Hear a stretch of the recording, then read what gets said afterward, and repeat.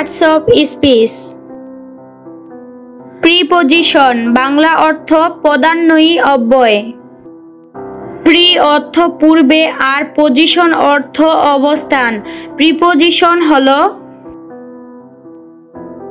সেই সব ওয়ার্ড যারা কোনো শব্দের সাধারণ নাউন বা প্রোনাউন পূর্বে বসে ওই শব্দ ও বাক্যের অন্যান্য শব্দের মধ্যে সম্পর্ক স্থাপন করে।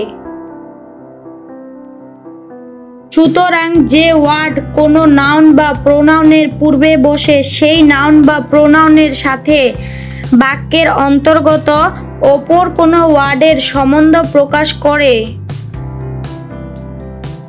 তাকে প্রিপোজিশন বলে। যেমন the students are in the class, ছাত্ররা ক্লাসে আছে। The lamp is on the table, বাতিটা টেবিলের উপর। The women is near the tubewell, মহিলাটি টিউবওয়েলের কাছে আছে। The cow is under the tree, গরুটি গাছের নিচে। The girl is between the boys, মেয়েটি ছেলেদের মাঝখানে। লক্ষ্য করো প্রথম বাক্যে ইন শব্দটি স্টুডেন্টস ও ক্লাসের মধ্যে,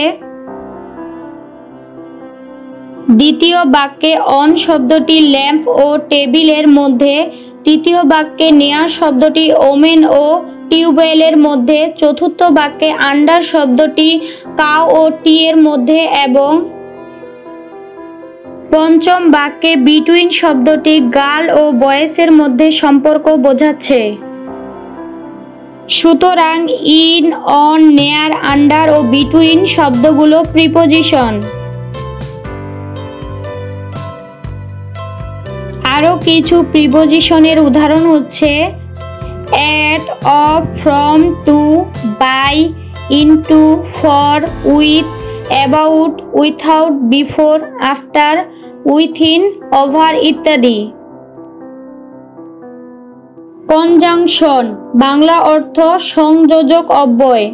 কন মানে একত্র এবং জাংশন মানে সংযোগ, সুতরাং কনজাংশন মানে একত্রে সংযোগ। যে ওয়ার্ড একটি ওয়ার্ডের সঙ্গে অন্য একটি ওয়ার্ডকে অথবা একটি সেন্টেন্সের সঙ্গে অন্য একটি সেন্টেন্সকে সংযুক্ত করে তাকে কনজাংশন বলা হয়। যেমন Liza and Lina are good girl, Liza এবং লিনা ভালো মেয়ে। Zahid is meritorious but Mehedi is dull, Zahid মেধাবী কিন্তু মেহেদি নিরস। Learn your lesson or leave the class, তোমার পাঠ শিখো নইলে ক্লাস ছেড়ে চলে যাও। লক্ষ্য করো প্রথম বাক্যে অ্যান্ড শব্দটি লিজা এবং লিনা এই ওয়ার্ড দুটিকে সংযুক্ত করেছে। দ্বিতীয় বাক্যে বাট শব্দটি জাহিদ ইজ মেরিটোরিয়াস এবং মেহেদি ইজ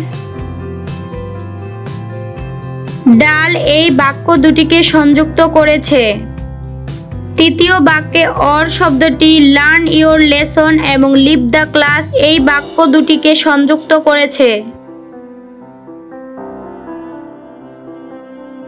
সুতরাং অ্যান্ড, বাট, অর এই ওয়ার্ডগুলো হলো কনজাংশন।